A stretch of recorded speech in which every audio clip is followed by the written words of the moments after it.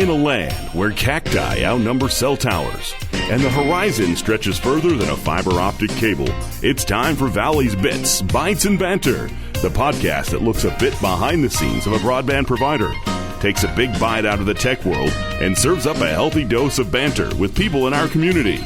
And now, without further ado, here's your host, Bob Dahlstrom. Hi, everybody.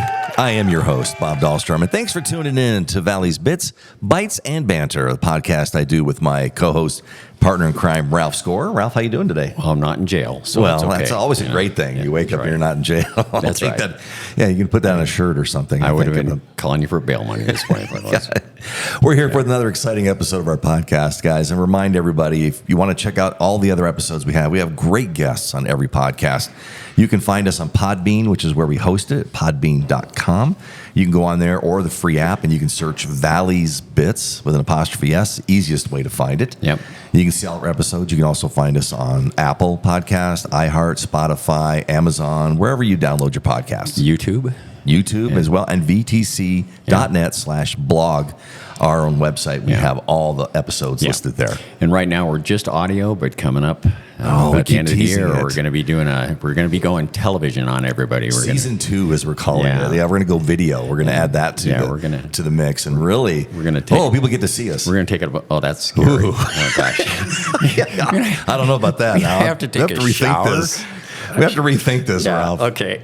We'll have to warn people, We do. Yeah. We're going to have to hire a makeup and hair person. Oh, yeah. Wait, that's Josh or Jacob. Oh. Okay. We haven't told them yet, though. They're going to love that news. Yeah, exactly. Two of the guys that we work with over at Valley who've also been on our podcast, Josh and Jacob and Cena's, a great guest. We'll have them on again. As a matter of fact, we're talking about doing an episode with them this summer. Summer blockbusters. Because they are big movie buffs. So we're talking about having them on talk movie summer blockbusters. That'll be fun. What's going to be the big debate one?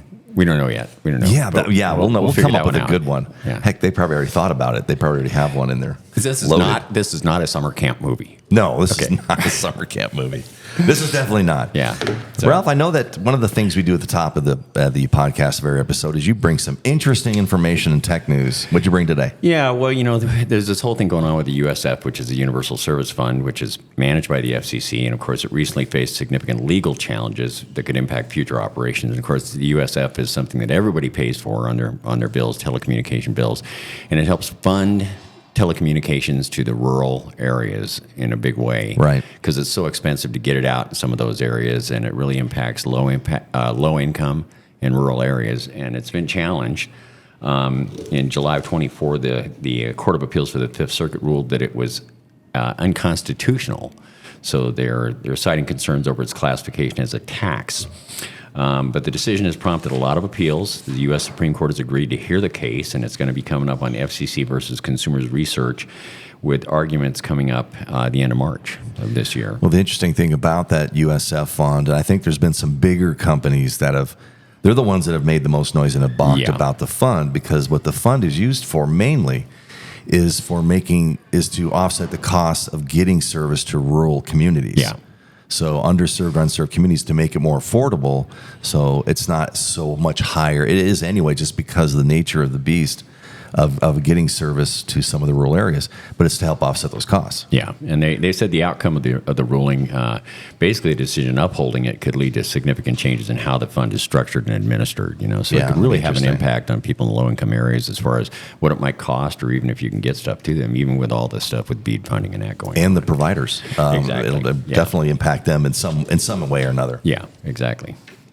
And now we move on to my favorite part. You're going to shift gears. The did you know and spurious facts of the day. Right. And of course, you're going to test me here. We're in a gym here today with a special guest, and of course we're coming up on March Madness, not too far down the line. So this is all about basketball, and mostly on the college level. So very appropriate. Did you know that the first NCAA tournament had only 8 teams?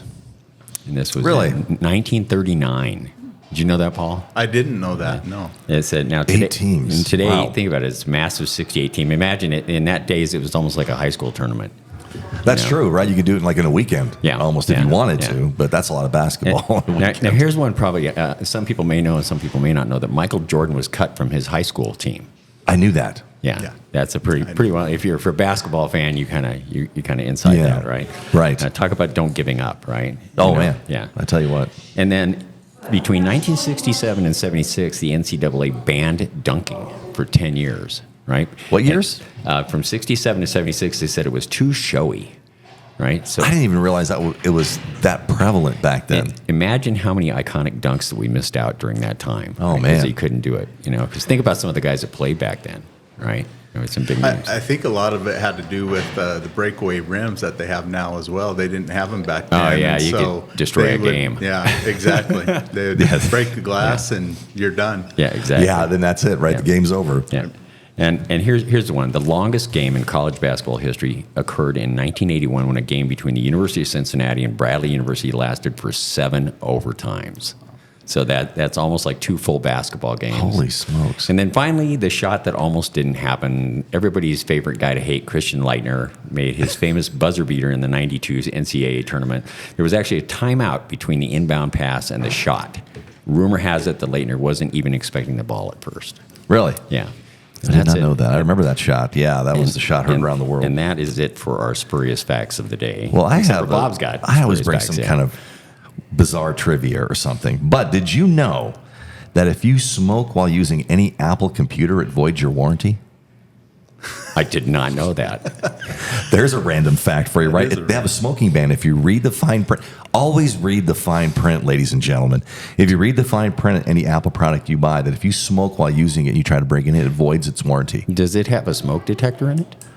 Probably. Yeah. It probably has some kind of a chip in there that can detect smoking within the certain range of it or something. Siri is like listening, going, oh, I heard that lighter. That's right. There you go. And one more Nintendo fact. Did you know what Nintendo's purpose, its company originally was? It was founded in 1889, Nintendo, as a playing card company. Ah, that kind of makes sense. That's how they started, and they still manufacture playing cards in Japan today. I wonder if some of the modern games. Correct. Oh, okay. How about that, right? And like they still that. do that, and maybe kind of get an idea where the different characters, a card for each character, kind of idea, Yeah. And then they built video games out of it. That's good. Is that interesting? Well, I just thought it was interesting. Anyways, throw that in there. But on that ridiculous fact, guys, we're going to take a quick break. And when we come back, we're going to talk to our special guest. You don't want to miss it. Stick around, everybody.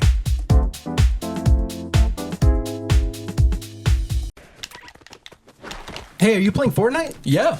Let's go, man. I'm gonna beat you so bad. You know I could go pro if I wanted to. You do not stand a chance. Besides, we always just play against each other. Yeah, that's true. We need to find more people to play with. Hey, Valley Telecom has the Fiber Gaming Network, an online community where we can compete in tournaments and win real prizes, or just meet new gamers and participate in casual game nights. Whoa, that's so cool. But how much does it cost? It's actually free. Valley Telecom is providing this to their community at no charge. We just go to vtc.net/gaming and sign up. Wow, that's so awesome. Now I can show everyone I'm the best. Get in the game with a Fiber Gaming Network powered by Valley Telecom. Go to vtc.net/gaming to sign up today.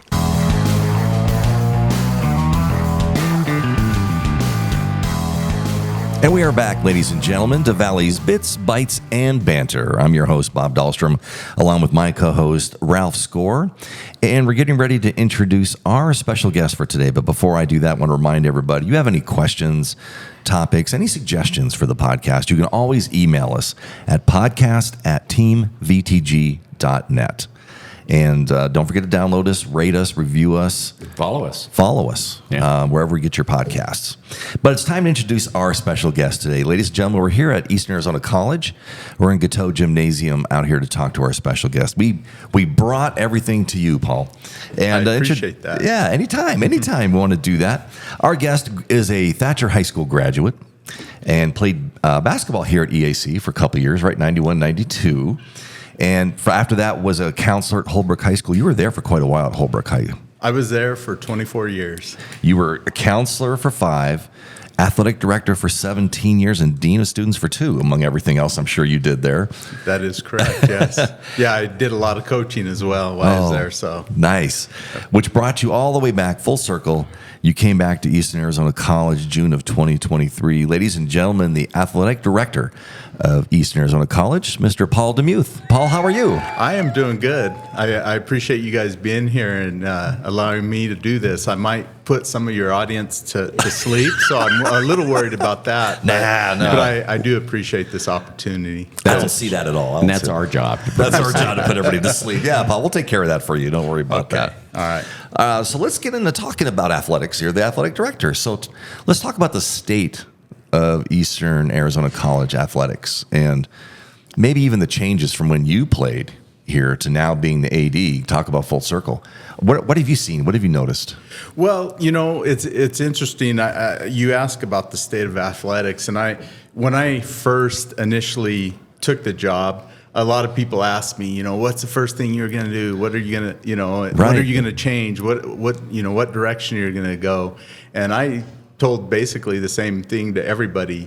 You know what? I'm going to go observe for the first year. I'm going to look at what's going on, and then we'll go from there and start making some changes. I am going to do a lot of observations that first year that I was here. But what I found is that the EA athletics was in a great place. The former athletic director, Jim Bagnell, did a great job. I know that there was an interim period where they didn't have, they had an acting athletic director, Dean Kenny Smith, who did a great job of implementing a few changes. But those guys that have come before me, they did great, and they put athletics in a great place here at Eastern Arizona College. And I think a lot of the credit also goes to the coaches that we have. They're awesome. They do a great job each and every day with the athletics, with coaching, but also with just being good to the student athletes that come through Eastern Arizona College and teaching and life lessons. I think that's super important in college athletics, especially in junior college athletics, where the money hasn't yet, but I'm sure it's coming. But the money hasn't yet, kind of, I say corrupt, but it hasn't gotten down to junior college athletics so much as it has in Division I athletics, NCAA. So I think our coaches do a great job in teaching, not only about teaching their sport, but also in also teaching life lessons to the kids, which is, ultimately, if you go back to when college athletics starts, that's what it was all about, is helping kids and teaching them those life lessons that are going to carry with them throughout their life. And so I think that's important, and our coaches do a good job in doing that. And amongst other things, at a junior college, they obviously have to they go out and recruit not just their own athletes, but they have to recruit for the college. That's part of their responsibilities, is going to recruiting events. But they do a great job, and they help move the programs forward. And being here, going back, making a full circle, being here that first year, those are some of the things that I observed, that just the great coaches that we have here on campus.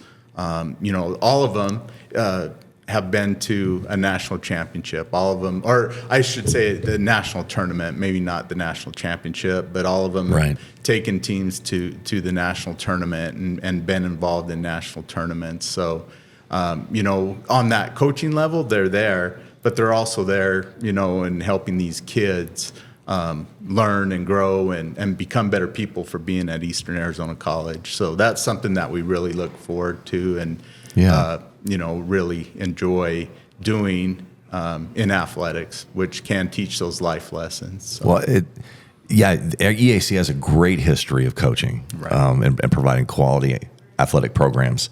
Student athletes, right? Student athletes think that which is important, because students first. Yes. And that's one of the things that we try to preach is, that they are students first, and they need to attend class. They need to be doing those little things that are going to help them become better people. Because athletes, they come here, and I guarantee that they come here for basketball or for baseball. They're not coming here thinking they're gonna, get this great education, but they do.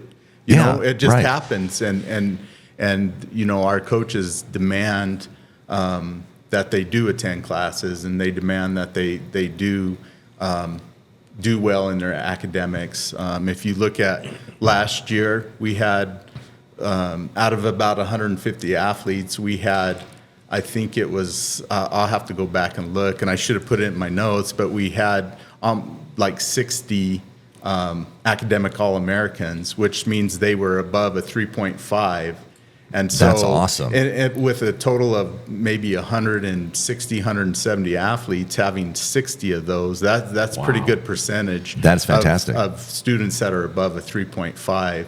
And our coaches look for that while they're recruiting. They don't just look at their athletic ability. They also look at those things. And, that's what we preach. Right. That's what we want them to do. I think sometimes that speaks to the mentality of them even on the court. Right? Yes. Yeah. I mean, if you look at our kids, they're all pretty level-headed.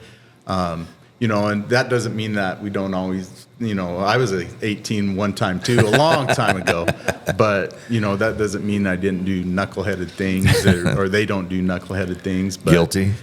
Yeah. Hey, wait, we still do knucklehead. Yeah, exactly. As adults, we do it. Right. But 18-year-old kids, they're really mature, and those are the little things that the coaches look for while they're recruiting is, that they are able to fit into our program. We talk about, we want kids to fit into our program, but they have to fit well here as well. Right. And the EAC is not for every kid. And we hope, we can find a way for every kid to fit in, but, as far as our athletic programs, there's kids that come from big cities that probably, have never lived in a small town. Right. And some of them, they expand and they grow and they get better, where others, they come here and there's nothing here. There's nothing here for them, and they stay in their dorm room, or, if they don't get involved, then they're going to have a pretty rough time, because there's not a lot to do outside of what's here on campus. But there's an incredible amount of activities and things they can get involved with on campus. It's just a matter of what their time allows them to do. That's exactly it. I mean, our EAC campus community has something for students to do every night, whether it's intramurals, fine arts events, dances, food. They bring a lot of food. They give a lot of food to the kids, and that brings them in. But there is something for kids to do every single night, and athletic events is a big part of that as well. Now, Paul, you guys do a lot of international recruiting, don't you? Yes, that's exactly what I was going to mention, because you're talking about kids being the right fit, and you guys are global. I mean, you guys look all over the world. Yeah, and that's one of the things that has been a recent implementation. I think if you look at most junior colleges that compete on the national level, when we went back just a few months ago to the national volleyball tournament, you look at those rosters that were there, almost every single team is international. Right. And it's not that we want to have full entire teams of international students, but those students do bring a lot, in diversity to the college campus. They bring a lot of, outside knowledge from the outside world, outside of Thatcher anyway. Right. And they really contribute a lot to what we're doing at the college. But I think it was just recognized and it happened the year before I came. It was kind of recognized that, to compete nationally, you do need to have some international kids to help. And that's kind of a junior college thing. If you look at all the NCAA Division I rosters, there's not a lot of international kids. Most schools will have one or two, but at the junior college level, for one reason or another, to compete, you do have to go out and find those international kids. You're almost like the junior NBA. Yes, right, exactly. Yeah. Exactly. I mean, we've been lucky. We've been really blessed with the international kids that we have. They all have been really great. You know, last year we had the 7-2 kid from Vanuatu that ended up, you know, he's at Providence College now playing basketball. We've had we've had really good luck with the international kids as far as our coaches have been very selective and brought in really good kids that fit in. Again, I go back to that, but that fit in That's important. with our culture here at Eastern Arizona College. You know, it's funny, and you talk about that. I'm an alumni. I'm an alumnus, I guess. Alum from Eastern Arizona College. Oh, okay. And I graduated in class of, and back in Just barely, huh? just barely. Yeah. It feels like it was yesterday. But back then, there was even a pipeline of recruiting for sports like football, example, from and other places. But you had a lot of students from Micronesia. You had students from the Samoa, American Samoa, Hawaii. Right. But in nowadays, like I said, you're talking students you've got from the United Kingdom, New Zealand, all over the map. So my question is, technology-wise, has technology played a role in making that, bring that not necessarily easier, but bringing that a little closer? That's a huge component to international recruiting is technology, because we don't have the money to send our coaches to other countries to do we have Australians, we have, like you said, kids from the UK, we have kids from South Sudan. Yeah.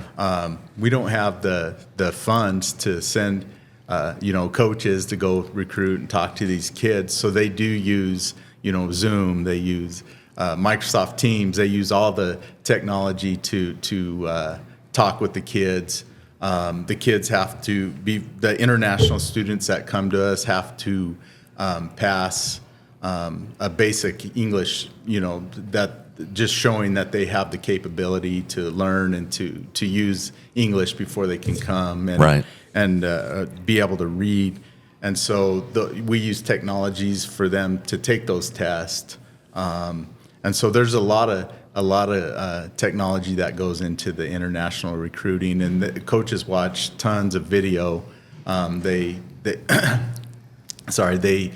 They have the recruiting services that are online that they can watch video and watch games, and then they go, if they like what they see, then they go further with Zoom meetings with the kids and being able to talk with them through technology, and it's great. And you stream your stuff, right? With your games, you guys do a streaming. Speaking of technology, Yep. We try to stream every single one of our home games. Home events are all streamed. Our softball teams even got into streaming their away games this year. They have a manager that they set up before the game when they travel, and they even stream their away games. And most colleges do. Not a lot of colleges that were in the original ACC, and we can talk about that in a little bit, and the split that the Division I and Division II have, but not a lot of Division II schools will stream their games, but most of the Division I schools that we play now will stream. So yeah, I mean, and it's just incredible how you're able to, because there's no other way you could pull students from that far away that regularly, and credit to your coaches, because even if you're not seeing them face to face, you do see them. You get to use technology to do that, but be able to evaluate and to check out talent, and let alone, of course, you're not doing over Zoom, and the character and the fit, like you're saying, of those students that way. That's not easy to do. No, it's not easy to do, and our coaches do spend a lot of time communicating with the kids before they come here, and hopefully, like I said, they don't want them to have these great expectations that they're coming to LA or New York, which a lot of foreign kids probably think that's the United States. It's LA and New York, Phoenix and Dallas, but they're coming to Thatcher. I don't know what the population is, but 5,000 to 6,000 people. Yeah. It's certainly not Phoenix, right? Exactly. but it is a really supportive community. That's one thing. Very supportive, centered on the college. Yes, our the community support in athletics and for the college as a whole is awesome here. They really, that's one of the things that drew me back to Eastern Arizona College is the support, the campus community, the support, the things that they have here on campus to help people succeed and to be successful, and it's very supportive. We have great support from our administration, athletic-wise. Great support from our administration. The instructors are great. The staff at the college are great. They take care of the athletes, and then the community opens up their arms as well. And it's been really good to see that how well the community does open up to the international kids, but all the kids, not just the international kids, but all the student athletes that come here. So it is a great supportive community, and there's a great environment here. It's really that is unique to junior college and any college. I think that there's a great support. I talked to the kid after he left and went to Providence. He was shared that. He said they don't have the same support here that we had at Eastern Arizona College. And so that really made me feel good that that's what we have. Yeah, I would agree. I may be a little biased in that, but knowing you see other ones, especially the other colleges you play, you visit campuses. Yeah, Eastern Arizona College, to me, stands head and shoulders above those when it comes to that absolute total support of the athletic and student community here at EAC. In fact, I want to talk a little bit about what the results of that you guys have seen lately as far as the successes in the sports programs. And we're going to take a quick little break. And we come back, we're going to get into that with Paul and some other stuff we're going to talk about. Paul, I have a question to ask you that was given to me to ask you. And we're going to talk about that in this next segment, right? We'll be right back after this break. That's scary. It's okay, Paul. We'll be right back, ladies and gentlemen.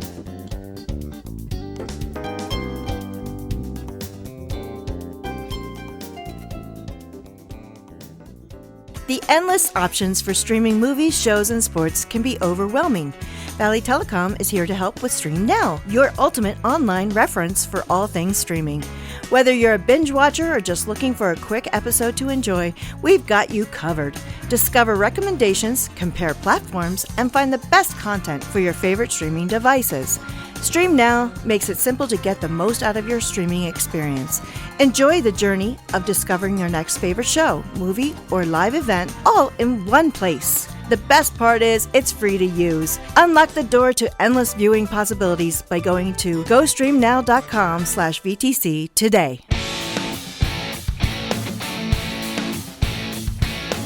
We're back to Valley's Bits, Bytes, and Banter. Thanks for listening, everybody. I'm your host, Bob Dahlstrom, with my co-host, Ralph Score. And today we're here at Eastern Arizona College talking with the athletic director, Paul Demuth. And Paul, before the break, I threw some stuff out. You mentioned Division I, Division II. Let's talk about that real quick. And we're talking the junior college level.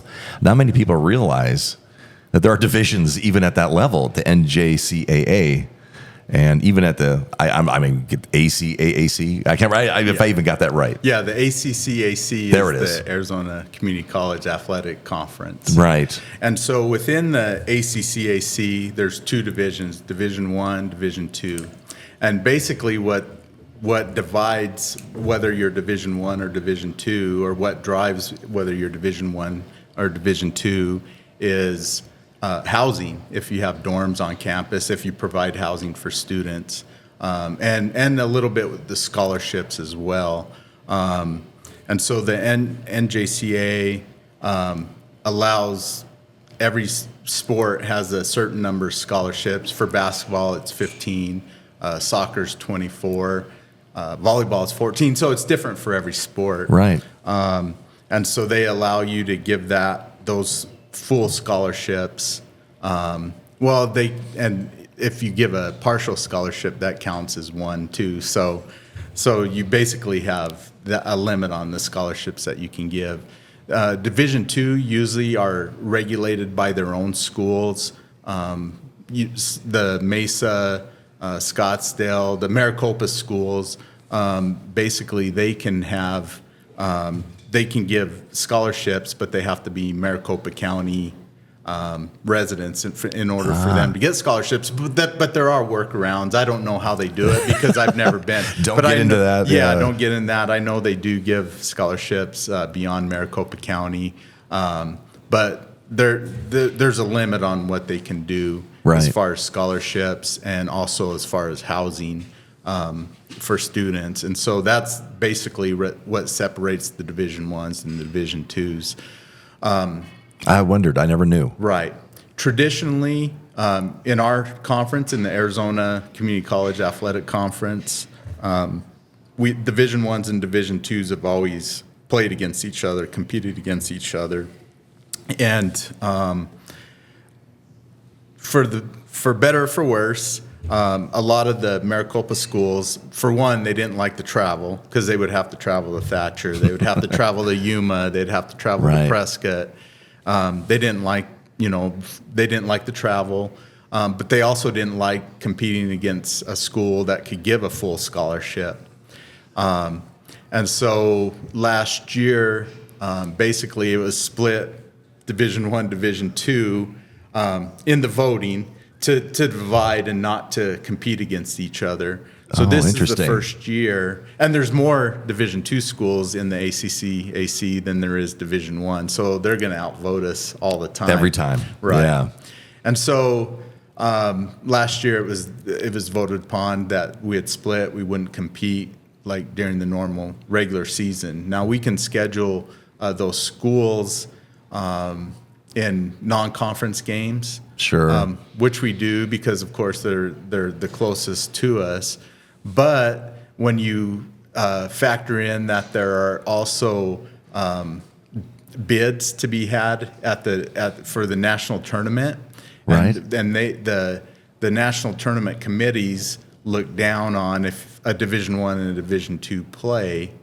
So that doesn't always allow us to, if it was up to me, we'd just play Maricopa schools for our non-conference games. But that's going to hurt us in our national rankings. That's going to hurt us with the outside bids into the national tournament. And so it has increased our travel a little bit as far as, going to find those Division I schools because there's not a lot. We also added CSN, which is Nevada, College of Southern Nevada. Right. We added Community Christian to our conference just so we would have more Division I schools to play in a more regional area. Although, it's in Nevada, it's in California. Yeah, but that region has to grow a little bit bigger. It has to grow a little bit bigger, not allowing us to play those Division II schools. And so that has changed a lot, our schedules and who we play. We have had to increase our travel a lot. Right. We also have tried to bring a lot of teams here to Thatcher, in those tournaments. Basketball, we played, Gadsden State. We played some of the Utah teams. We have contracts with Snow College and Utah Eastern to play like in a 4-year cycle where we'll go there 1 year, then they'll come here. I was going to ask, do you have to enter into those agreements with those colleges? Yeah, we've had to do a lot of creative thinking and how we can get, regional games, but also we want to be able to schedule those schools that are going to help with our national rankings and where we're at, and because that's what drives everything in college athletics and trying to get to the national tournament, trying to be successful, is those national rankings. So they play a big part. They play a huge part. And you're talking about the rankings. Let's talk about successes, you guys. And we talked about how you guys find the right fit for athletes, how technology has really closed the gap, so to speak. So you have more international students than you've ever had from around the world. And you also transitioned away from football, introduced soccer not too long ago. But in all these programs and finding the right fits and where you guys are and having to play Division I rankings like you're talking about, that's a lot of work. And you guys have seen some successes lately, especially lately, that you guys have seen in the different programs. So let's talk about some of those successes, Paul, you guys have seen over the last couple of years, at least since you've been here. Okay. You're exactly right. We have gone out to try to be more competitive, and it's been intentional. It hasn't been something that, we just said, hey, it just happened. It's been intentional, and we've tried to give our coaches every opportunity to be successful. And that doesn't mean we're perfect. We still have a lot to work on. But just some of the successes that we've seen over the last couple of years. Volleyball, this year they went 23-12. They were the Region 1 champions, which is within our region. Right. And then there were also we have to play in a district tournament to make it to nationals. They won the Rocky Mountain District. They were the Rocky Mountain District champions. Awesome. Which qualified them for the national tournament in Clarksville, Tennessee. Our women's soccer, they've done phenomenally the last 2 years. And in the first 2 years of the program. Yeah, they've just exploded out of the gate. They did. They started off, just unbelievable. I have started soccer programs before, but it usually takes 4, 5, 6 years for them to get started and to be competitive. But they started off right away. They were in the region championship last year. I don't know if it's unfortunately or fortunately, we do have Arizona Western, who's ranked in the top 5 nationally. They've been ranked the last 6, 7 years consistently in the top 5. And so that's that's kind of our nemesis that we're trying to, we got to get over that hump and beat Arizona Western. We've lost to them both years of our women's soccer program in the region tournament. It's a good measuring stick of where you want to be. Exactly. It is. And our girls, last year they were in and out of the rankings all year. And so that's a good sign that it's a good sign in a positive direction that they've been on the national scene in their first 2 years. Our men's soccer this year was, again, they made the region tournament in their second year of existence. So they've seen success. Our women's basketball last year, the best finish in school history. Incredible year. Yeah, finished in the Final Four. So that was a great season this year. They're ranked 19th currently. We have 3 teams in our region that we play that are ranked nationally, which that just shows the toughness of our region in nationally, compared to where everybody else is at.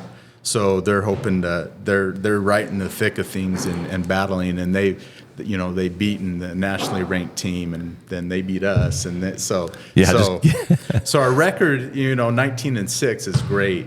Right. But we're playing each team in our region 3 times, so that makes it a little more difficult. But that's great because it shows what we did, nationally. They put us in the Final Four playing that tough region. Our men's basketball, they're 23-3 this year.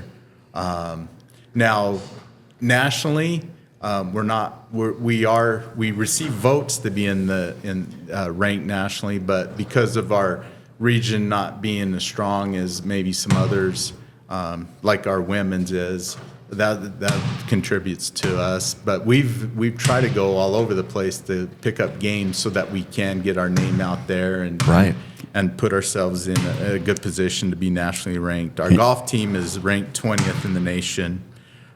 So there's some good things going on. Baseball, softball just started. Our softball team has already beat the number 8 team in the country. Awesome. They beat them twice. So great so start to the season. Yeah, we're excited about what our softball team's going to do and our baseball. So That's those great. are those are some of our successes over the last. Those are couple phenomenal. years. I mean, it's fantastic to see you guys seeing the fruits of that labor, right? Starting to pay off. Right. It's definitely been eye-opening to me and good for me to see, and again, that's the coaches and the prior administration, them doing an excellent job and putting us, Eastern Arizona College, in a position to be successful. Our administration, our staff, everybody contributes to that. And we would always encourage everybody to come down and support. Be part of the booster club. Come down and watch the games at Gateau. Come out to the fields, watch them compete. Oh yeah, we love, and that is one thing that is unique to Eastern Arizona College is the crowds that we get. When we go play at Yavapai or Arizona Western or wherever, there's small crowds, but not anything like they get experience here, and that's great. We have great students that come and support. We have great community members, a great booster club. Things are really positive here. In terms of support and being able to bring people into the games. And we have great people like Valley Telecom that support. We love being a booster. Yeah, you guys do a great job. And don't forget really those tailgate parties. Oh, tailgate parties, the halftime shows we do sometimes. That's right. Yeah. A lot of fun. So Bob, you have some special questions for Paul, don't you? I do, and we're going to ask him questions about you growing up in Thatcher and all that stuff. We'll do that in a minute. But one of the things we do ask everybody is a question of the day. And if you've been listening to the episodes at all, you may have picked up on that. You have no idea. You have no idea what the questions that I have available to you. But you have some control because you get to choose which question I'm going to ask. Oh, okay. So I have 7 questions. I'm going to ask one of them. All you have to do is choose a number between 1 and 7, Paul, and then I'm going to ask you that question. I'll pick number 2. Oh, number 2. Number 2. No. I know, that was the wrong one, right? Not number 2. Right. All right, so here it is. Tell us your favorite joke. Oh my gosh.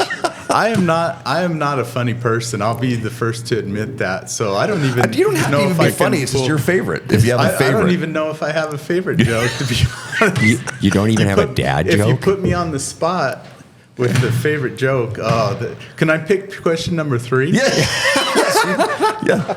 As Paul said, question number 3, and that one is, Paul, if you could only listen to one song for the rest of your life, what would it be? Oh my gosh! See, another one of those questions. No, this isn't even a hard question, but there's so many that are going through my mind. Right, that's hard sometimes to choose one. Yeah, exactly. If I can listen to one song the rest of my life, what would it be? It would have to be something that reminds me of my family, because that's something that's pretty important to me. I like that. Yeah. Oh my gosh! Why did you have to ask me that question? Can I go to question number 4 now? What's question number 4? He wants to go back to the joke. He wants to go back to the joke. All right, I'm going to ask you. I'm going to ask you another one. Yeah, ask me. All right, this is one that we've asked before, and I love this question so much. I think we need to bring it back. Yeah, I think so. All right, you come home and discover someone took everything off the top of your fridge. What did they get? Off the top of my fridge? That's an easy question because my wife is a clean freak. Oh, so there you go. If there's anything on the top of the fridge, there's not going to be, not even dust. Can you believe that? No kidding. I'm impressed. She dusts the top of the fridge Fantastic. all the time. So I'm not tall enough to be able to see that. I don't. My wife could be telling me she's doing it. I would have no idea. So you're saying they left empty-handed? They left empty-handed. They did. They wouldn't even get dust off there. So. So no fingerprints, nothing. They left with nothing. I like that. When we talked about that and your family being important from you, and you graduated from Thatcher. I did. So now you're back here in Thatcher. And how has Thatcher changed since you grew up in this area? Thatcher, Safford. Because Safford and Thatcher are neighbors right next door. They touch each other. So I basically left Thatcher in 1992. I came back in 94 for a year, and I did play in 94, 95. Nice. Or 95, 96, sorry. But I mean, the growth here has been tremendous. If I go to the grocery store in Thatcher, before when I was in high school, if I went, I knew every single person. Yeah, right. And now it's rare that I see someone that I even know if I go to the grocery store. That's changed where a lot of people are different. The copper mine wasn't here. Yeah, that's a big change. Yeah, and that's brought a lot of people to the valley. I can say at the college, not much has changed as far as facilities. There is a lot of changes, but same gym I played in. In fact, when I was doing my interview, I walked in the gym and I said, "Man, the gym still has the exact same smell as it Some did." things don't change. Some things don't change, but I would just say the growth that the valley has experienced, that's been the biggest thing that I've seen here. it's still a really tight-knit community, which I like and I enjoy. It has great weather most of the time. But there are, I would say that's the biggest thing that I've seen is just the people, and there's still some of the families that have been in Thatcher for since it started. Right. I mean, they're still around, but there is a lot more people have changed. It's become a little more diverse than it used to be, which is a good thing. And speaking of families, you have 3 daughters. I do. Right? I do. And all of them, am I right? All of them have attended EAC? All of them at one time or another have attended EAC, which is it's when we when they graduated from high school, we always had that discussion of I want to go here, I want to go there. Right. And Mom and my wife came to EA as well. She's from Awesome. up in northern Arizona, but she came to Eastern Arizona College, and after all the discussion, we'd always say, I think you should go to EA for 2 years, and then you could go, just because of the culture, the community that's here, the support that the students receive, and so they all did attend here. None of them live around here now, No. so I don't see them very often, but they all did attend EAC at one time. That's So, awesome. I met my wife at EAC me too. when I was going here back then. I think graduated from EA in '87. Okay. It's been a little while. Yeah. But you're right. A lot of it has changed, but a lot of it is so much the same. Right. It really is. So do any of them live near Boston? I do did they? have a daughter that lived in Boston for a little while, but she's not there anymore. She's in Florida. So And Ralph set us up perfectly for the question to ask okay. you. So I know that you like to hike, right? I do. And you're involved in sports, of course. Right. You and your wife are active. Yeah. And your wife recently, maybe I don't know if it was recently, but at least one time has run in the Boston Marathon. She has. So the question I had was asked to me is, why didn't you run with your wife in the Boston Marathon? That is a very easy question, and it has to do with you have to qualify for Boston in order to run it. And so I don't think I could ever qualify for Boston, at least not now. But So- if I understand right, you saw the Red Sox. Yes. That's right. I did. think that's a great great decision. I went and saw the Red Sox while she ran, and I was able to get out to the finish line to almost see her finish. I missed her, but I did see her along the race route, so That's that awesome. was good. Yeah. That's awesome. Thank you, Yeah. Lee Patterson, for that question. Oh, there you go. But Okay. yeah, I did not know. I didn't realize the tradition was that during the Boston Marathon, if the Red Sox play, they schedule the games so they get over Right. before the marathon finishes, so people can come out and naturally end up near the finish line. Yeah. To cheer on the runners. That's exactly right. But That's so cool. after they had the bombing, she ran it in, I think, about 2017, 2018. So it was after the bombing. And so I was able to see her along the course when she ran by.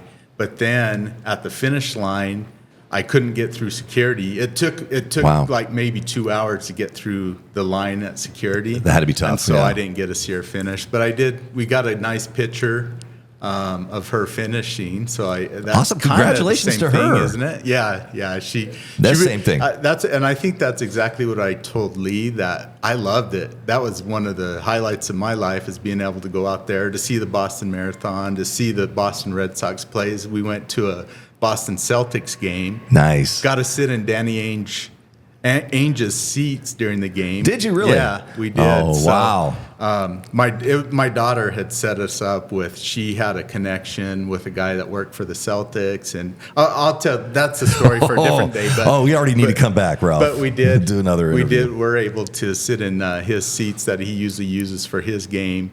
But I love that. That was one of my favorite trips. Like I said, I saw NBA game, I saw a Major League Baseball game, I saw the Boston Marathon. But What for a my wife, week. What a weekend. my wife, she did not like the Boston Marathon. When it started, normally they run it in April, and it's Right. usually in the 50s or 60s in Boston. That day it was like 76 degrees. That would be tough. The wind was blowing about 30 to 40 miles an hour, Humidity must have been high. and it was in their face the whole time. Ugh. And then she finished after running that race, and your body's kind of goes into shock a little bit. Right. And the temperature dropped from like 76 to about 30 something. What a change. And the winds kept blowing. And so, it wasn't a good day for her. That's a tough finish. At least you can look Yeah. back on it and say, she did. Yeah. That's a great accomplishment. Right. It is a great Good for accomplishment. her. Congratulations. Yeah. What's your wife's name? Lelia. Lelia. Congratulations. Yeah, I'll make sure she listens to Yeah, this so that's she awesome. can know that I talked to her. There you go. See? Or talked about her, sorry. Well, I think that's going to probably do it for today, Paul. I think we've really enjoyed coming out and talking to you over here at EAC, over at Gateau Gymnasium, and appreciate you being a guest. And I think because of that story, we definitely have to come back. There you go. Yeah, it's been fun. I really enjoyed it. I love talking about our programs here at Eastern Arizona College. So thank you for doing that. Anytime, Paul. And that's going to do it for me and my co-host, Ralph. So I'm in support of Ralph's score. I'm Bob Dahlstrom. Thank you for tuning in, listening to Valley's Bits, Bytes, and Banter. We'll talk to you soon, everybody.